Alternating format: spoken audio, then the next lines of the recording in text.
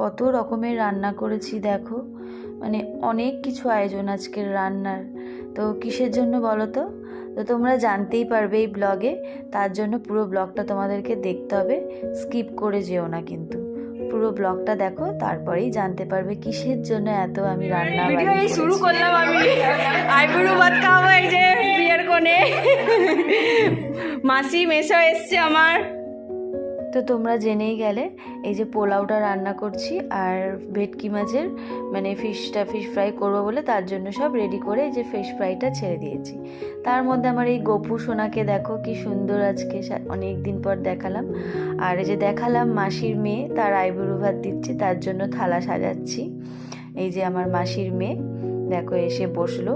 ও কিন্তু ভেবো না যে ছোট বাচ্চা মেয়ে, আমার বোনকে আইবুড়ো ভাত দিলাম, এত কিছু। ওর কিন্তু বয়স আছে ভালোই। এটা হচ্ছে লতি দিয়ে চিংড়ি, মাছের মাথা দিয়ে ডাল, দই কাতলা, চিলি চিকেন, চাটনি, ভেটকি মাছের ফিশ ফ্রাই, বরবটি ভাজা, আলু ভাজা, বেগুন ভাজা, পটল ভাজা, আর পোলাও ভাত, আর দই মিষ্টি তো থাকবেই সাথে। আর এই যে একে একে সব আশীর্বাদ পর্ব সেরে নিচ্ছি। মা ঠাকুমা আশীর্বাদ করে নিল, তারপরে এই যে আমি সবশেষে বড় দিদি বলে কথা, আশীর্বাদ তো করতেই হবে, আশীর্বাদ করে নিলাম। এই যে আমার বোনকে আর গিফটটাও দিয়ে দিলাম আইবুড়ো ভাতের। আর এই যে দুই বোন একসাথে হয়েছে, মানে এই যে আমার মাসি আর ওই যে আমার মা, দুই বোন হচ্ছে আমার মাসি আর মা হচ্ছে মামাতো বোন। আর এই যে আমার মা তার বোনকে পেয়ে কি আনন্দ, অনেক দিন পর দুই বোন একসাথে হয়েছে। সত্যি আনন্দ তো পাওয়ারই কথা, বলো। এরকম যদি দিদি বোন অনেক দিন পর দেখা হয় তো কত আনন্দ, তার সাথে কত রকমের কথা গল্প বলো হতেই থাকে। তারপরে আমি সবাইকে একে একে খেতে দিয়ে দিচ্ছি, আর সবাই খেতে বসে গেছে। আর কিন্তু আমি সব একা হাতে নিজে রান্না করেছি, জানো তো। হ্যাঁ, মাটা আমারও শান্তি তোকে খাইয়ে এত কিছু রান্না করে। আচ্ছা ঠিক আছে।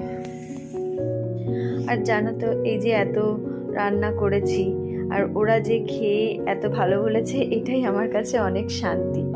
সকাল থেকে অনেক কিছুই করেছি, আর সব নিজের হাতেই করেছি রান্নাবাড়িগুলো।